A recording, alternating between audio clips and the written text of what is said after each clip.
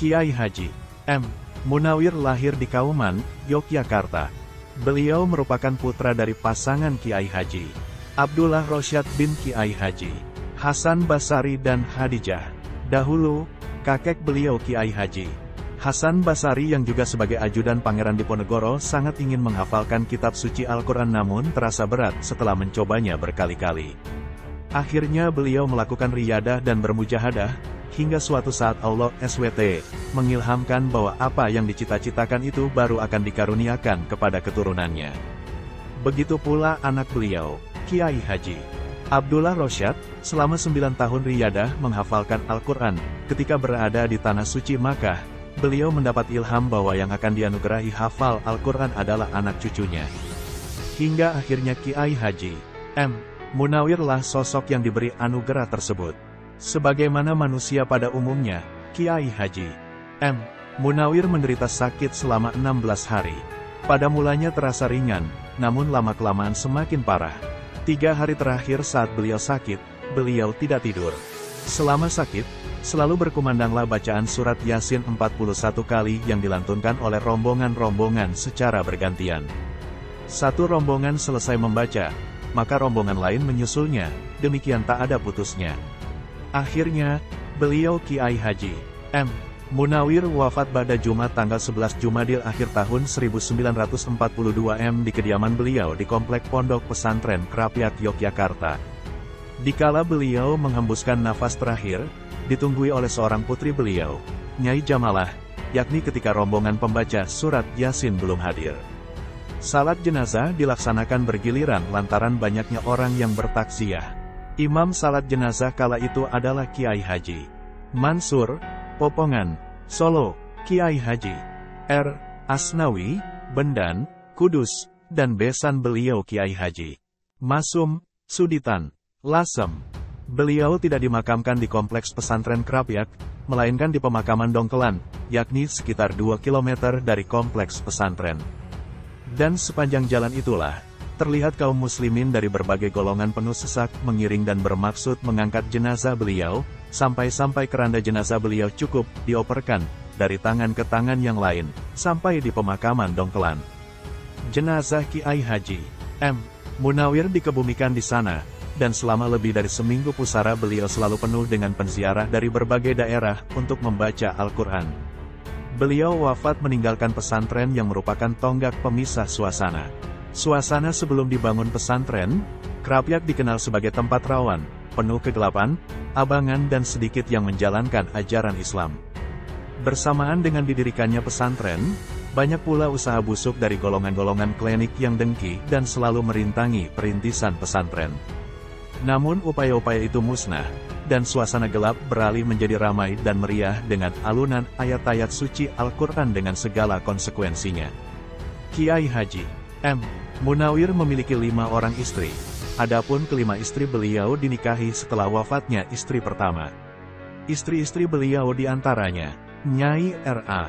Mursyidah, Kraton Yogyakarta, Nyai Hije, Sukis, Wates Yogyakarta, Nyai Salimah, Wonokromo Yogyakarta, Nyai Rumiyah, Jombang, Jawa Timur, Nyai Hadijah, Kanggotan, Yogyakarta. Begitulah Kiai Haji M.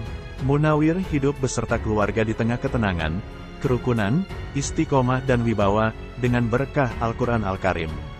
Orang hafal Al-Quran, Hafiz, yang beliau akui adalah orang yang bertakwa kepada Allah, dan salat tarawih dengan hafalan Al-Quran sebagai bacaannya.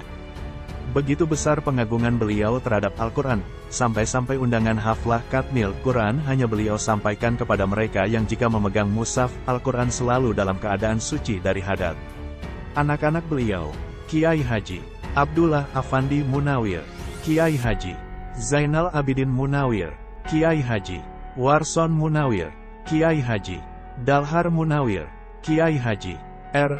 Abdul Qadir Munawir, Nyai Hije Hindun Munawir, Nyai Hije Jauharoh Munawir, Kiai Haji Ahmad Munawir, Kiai Haji Zaini Munawir, Kiai Haji M. Munawir memulai pendidikannya dengan belajar kepada ayahnya sendiri. Masa kecilnya sudah digembleng dalam pendidikan agama yang sangat ketat. Sebagai targhib, penyemangat, deres Al-Quran, sang ayah memberikan hadiah sebesar Rp. 2,50 jika dalam tempo 1 minggu dapat menghatamkannya sekali. Ternyata hal ini terlaksana dengan baik, bahkan terus berlangsung sekalipun hadiah tak diberikan lagi. Kiai Haji M. Munawir tidak hanya belajar qiraat, bacaan, dan menghafal Al-Quran, tetapi juga gemar mencari ilmu-ilmu lain yang beliau timba dari para ulama di masa itu. Di antaranya, Kiai Haji Abdullah, Kanggotan, Bantul; Kiai Haji Kolil, Bangkalan, Madura; Kiai Haji Solih, Darat, Semarang; Kiai Haji Abdurrahman, Watu Congol, Magelang. Setelah itu, pada tahun 1888 beliau melanjutkan pengajian Al-Quran serta pengembaraan menimba ilmu ke Haramain, 2 tanah suci, baik di Makkah Al-Mukarramah maupun di Madinah Al-Munawwarah. Adapun guru-guru beliau di sana antara lain Syekh Abdullah Sankara, Syekh Syarbini, Syekh Mukri, Syekh Ibrahim Huzaimi, Syekh Mansur, Syekh Abdus Syakur, Syekh Mustafa, Syekh Yusuf Hajar, guru beliau dalam qiraah Safah. Pernah dalam suatu perjalanan dari Makkah ke Madinah, tepatnya di Rabi, beliau berjumpa dengan seorang tua yang tidak beliau kenal. Pak tua mengajak berjabat tangan, lantas beliau minta didoakan agar menjadi seorang hafiz Al-Quran sejati. Lalu Pak tua menjawab, "Insya Allah."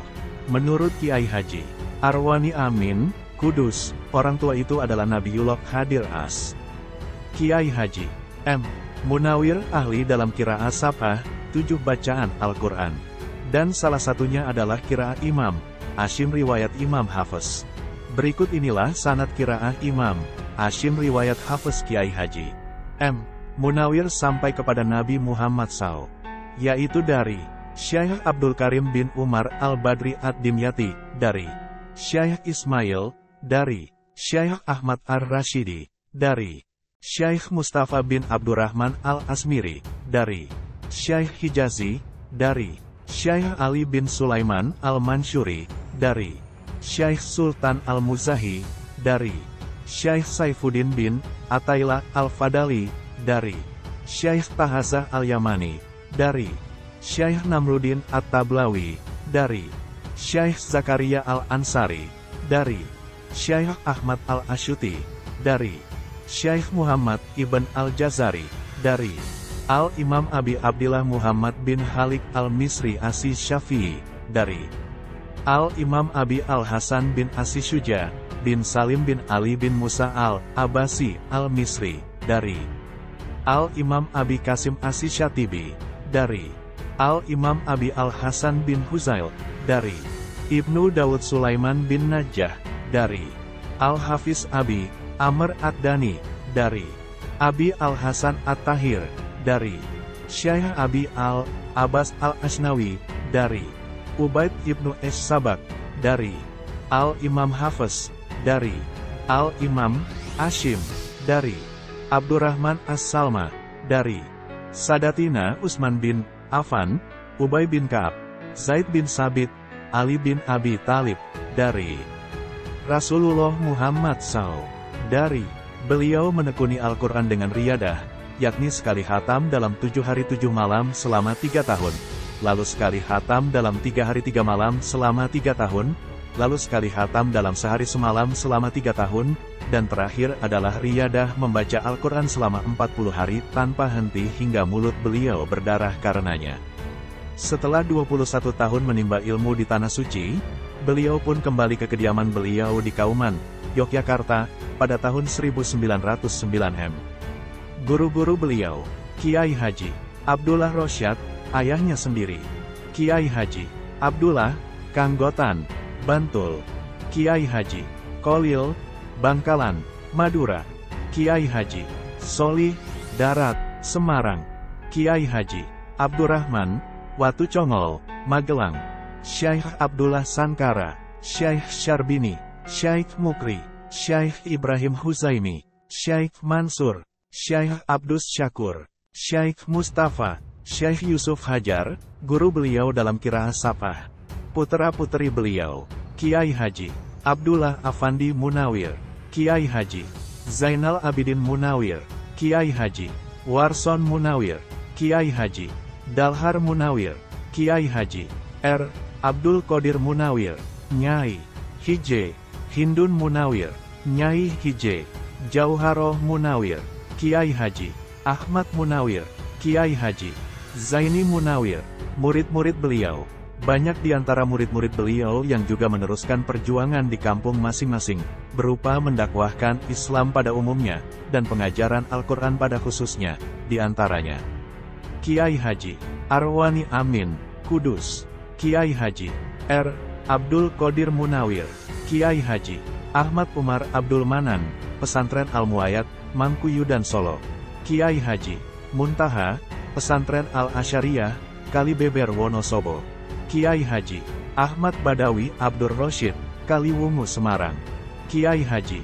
Sudi, Nganjuk Kertosono. Kiai Haji. Umar Harun, Kempek Cirebon. Kiai Haji.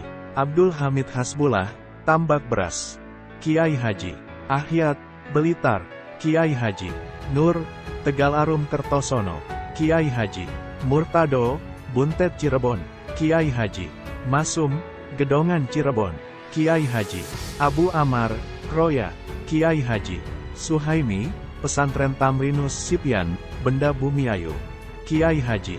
Syatibi, Keyangkong Kutoarjo. Kiai Haji. Ansor, Pepedan Bumiayu.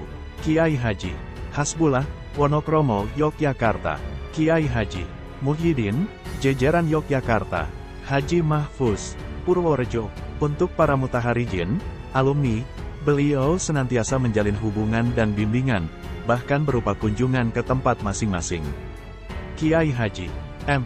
Munawir hidup beserta keluarga di tengah ketenangan, kerukunan, istiqomah dan wibawa, dengan berkah Al-Quran Al-Karim. Orang hafal Al-Quran, Hafiz, yang beliau akui adalah orang yang bertakwa kepada Allah, dan salat tarawih dengan hafalan Al-Quran sebagai bacaannya.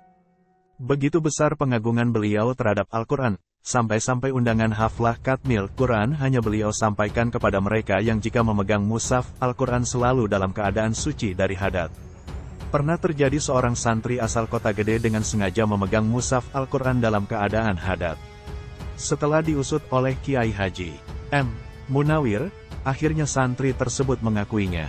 Atas pengakuannya, si santri ditakzir, kemudian dikeluarkan dari pesantren dalam keadaan sudah menghafalkan Al-Quran 23,5 juz.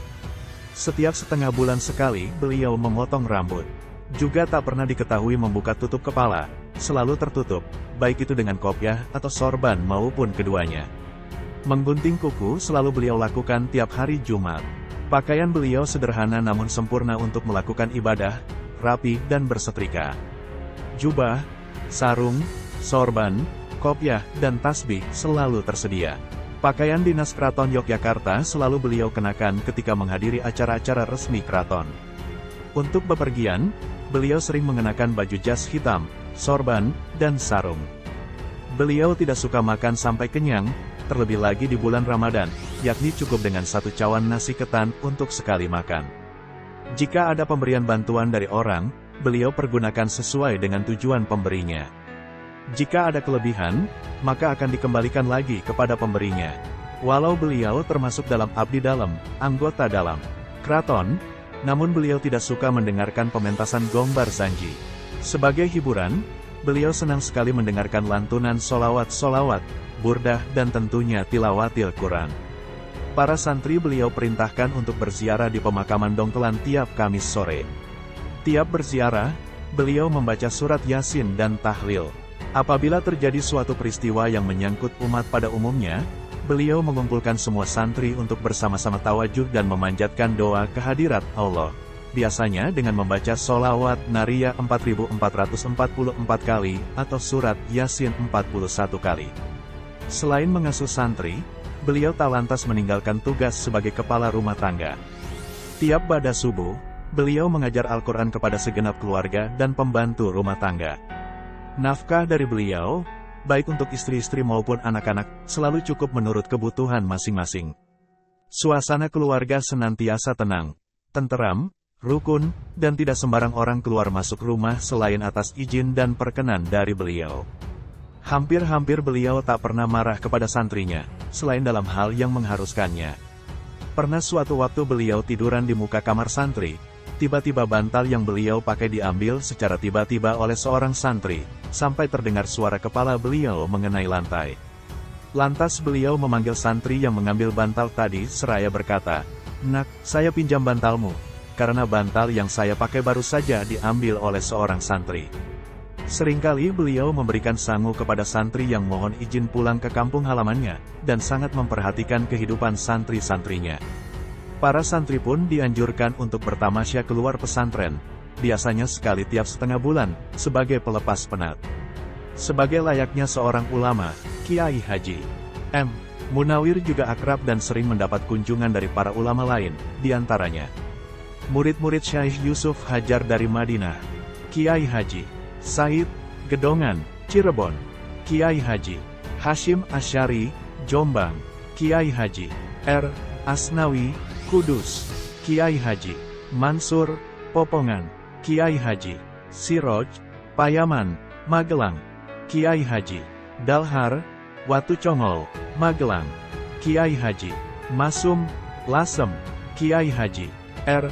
Adnan, Solo, Kiai Haji Dimyati, Remas, Pacitan, Kiai Haji Idris, Jamsaren, Solo, Kiai Haji Abbas, Buntet, Cirebon, Kiai Haji Siroj, Gedongan, Cirebon, Kiai Haji Harun, Kempek, Cirebon, Kiai Haji Muhammad, Tegal Gubuk, Cirebon, para kiai dari Jombang dan Pare, Sri Sultan Hamengkubuwono ke-8 dan IX, BRT, Suronegoro, Kiai Haji Asy'ari, Wonosobo, yang merupakan teman semasa belajar di Tanah Suci.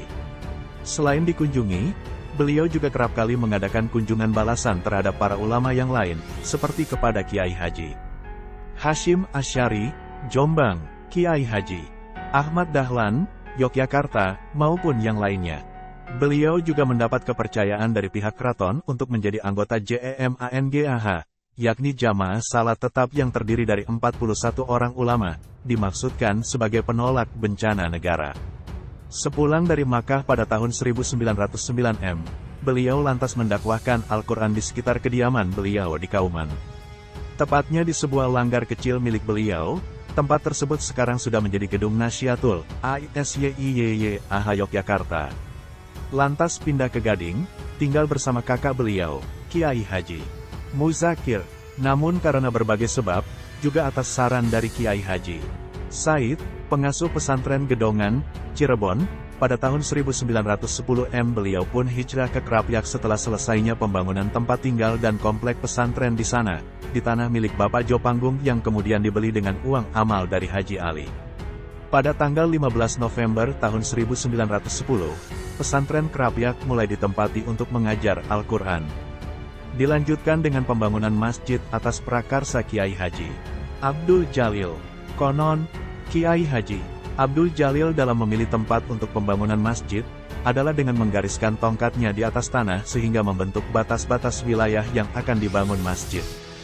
Dengan kehendak Allah, wilayah yang dilingkupi garis itu tidak ditumbuhi rumput. Kiai Haji M. Munawir selalu mengerahkan segenap santri untuk melakukan amaliyah membaca surat Yasin tiap selesai pembangunan berlangsung. Pembangunan terus berlanjut secara bertahap, mulai dari masjid, akses jalan, dan gedung kompleks santri hingga tahun 1930 M. Di pesantren Krapyak inilah beliau memulai berkonsentrasi dalam pengajaran Al-Quran.